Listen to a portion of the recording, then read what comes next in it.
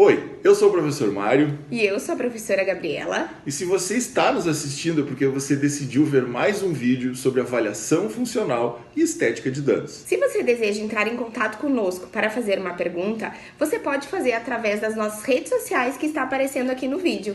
Confira então quem é o nosso convidado de hoje e qual o tema que vai ser abordado.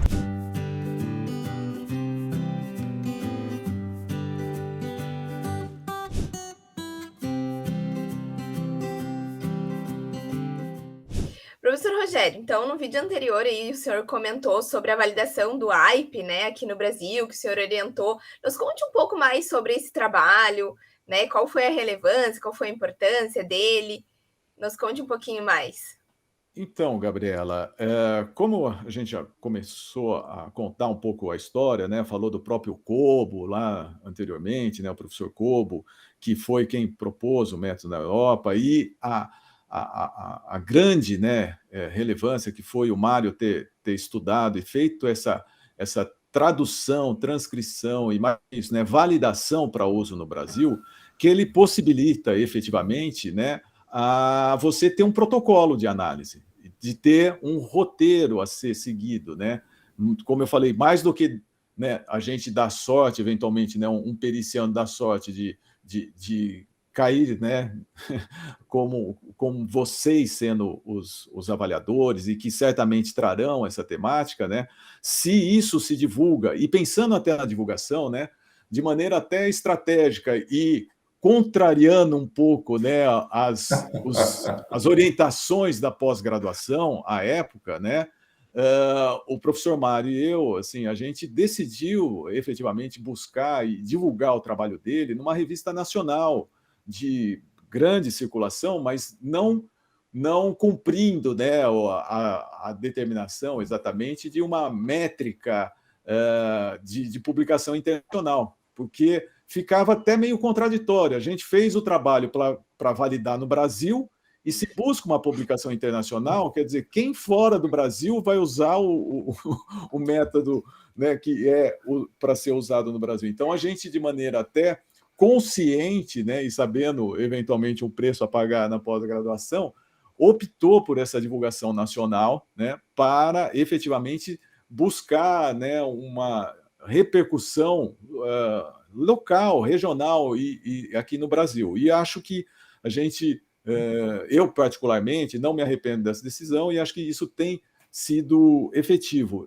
Tanto isso tem sido efetivo que, na sequência, né, nesses estudos que o professor Mário introduziu, né, de certa forma, ou resgatou aqui na Faculdade de Odontologia, né, na nossa pós-graduação, né, na sequência, depois ele trabalhou efetivamente particularizando a avaliação do dano dentário, mas na sequência ainda do AIP, né, a gente teve um colega lá, né, que vocês conhecem, o Nelson, que fez uma adaptação do AIP para um sistema, digamos, eletrônico, informatizado. Então, tem um link, um site, que, na verdade, estava em inglês, português e espanhol, e esse trabalho que foi em cima do trabalho do professor Mário, que a partir dali, né, basicamente, o Nelson, digamos assim, ele informatizou, né, e sistematizou o uso, né, do AIP. E tem dados, né, mostrando o quanto isso tem sido usado, né, baixado, tanto no Brasil e, para nossa surpresa, às vezes até por comparação, curiosidade, às vezes até fora do Brasil, né? Mas eu acho que assim, a primazia, né, do estudo do Mário, né, de resgatar isso na nossa pós-graduação tem sido importante no sentido de oferecer um protocolo, uma possibilidade de padronização dessa análise. Bem legal. Eu vejo, professor, uma coisa muito interessante, digna da gente registrar na entrevista também. A partir do momento que o Nelson resolve fazer essa informatização, é digno de registro, como eu falei, ele colocou numa revista chamada PLOS ONE, para quem está nos assistindo e não sabe, né? Ela é uma das revistas mais top que tem em termos de impacto dessa publicação. Então, ao passo que a gente teve a primeira decisão de publicar no Brasil a validação do instrumento, né, traduzido culturalmente, aí ele conseguiu, a partir dessa relevância do trabalho, numa revista internacional de ponta, né, da nossa área. Então, não só na nossa área, de maneira geral, em todas as ciências, a PLOS ONE é muito boa.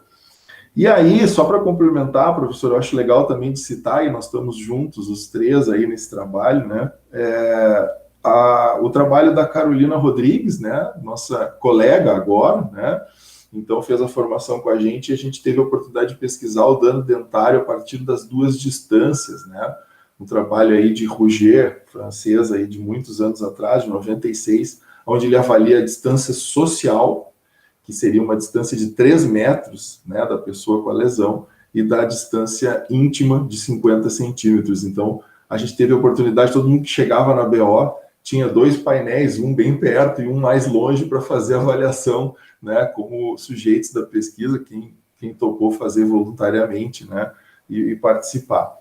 Mas ainda estamos trabalhando nesse caso, o N ali temos que dar uma pensada no que nós vamos fazer na quantidade da amostra, enfim, nós temos uma discussão adiante aí para fazer. Mas concordo totalmente a trajetória, né, e é interessante essas nuances, né, às vezes a gente faz uma primeira estratégia de fazer no Brasil, depois fora, e a partir disso as coisas vão evoluindo. Mas foi realmente um grande prazer aí. E para quem não sabe, eu acho que quando a gente faz uma entrevista, né, professor, a gente tem que contar o que ninguém nunca contou, né? Então eu vou contar agora uma coisa que não combinei com o professor Rogério isso, mas eu quero deixar registrado que em determinado momento nós tivemos um dia assim inteiro com o professor Cobo no IML e na clínica de avaliação de lesões, aprendemos com ele vários casos de lesões, né, e tal. Aí saímos do IML, o professor Rogério, para quem não sabe, ele é um atleta, né? Ele corre seguidamente. Não sei como é que está agora, né, professor? Ó, a mão dele está fazendo assim, mais ou menos. E aí o professor Rogério me convidou, disse assim, Marião, vamos fazer uma corridinha leve. Nós fomos pro Jardim Botânico lá de Madrid, né? E o Jardim Botânico é enorme, são muitas quadras e tal, né? E começamos a correr, né? E eu disse assim, para mim mesmo, sem falar para eles, ó, pelo menos uma volta eu vou dar, né? Pelo menos uma volta. Aí dei uma volta, quando eu cheguei no final da primeira volta, eu estava pela hora da morte, assim, eu digo, agora eu vou embora, vou me deitar aqui, imagina só, em Madrid, aquilo tudo subindo para os céus. O professor disse, vamos mais uma? Eu digo, de jeito nenhum. Para mim tá bom demais. Muito bom. Lembra dessa, professor? Eu vou ficar aqui. O senhor segue quantas voltas quiser. Eu não tenho mais nenhuma. Eu tenho, assim, às vezes corrido. Eu continuo, corro umas 2, 3 vezes por semana. É o que eu falo. O tempo continua o mesmo, é mais ou menos 1 hora. Só a distância está cada vez menor, né? Antes corria 10 quilômetros, passou para outra. Se você gostou do vídeo que assistiu, deixe o seu comentário, curta, compartilhe. Isso é muito importante para nós. Nos vemos no próximo vídeo. Até lá!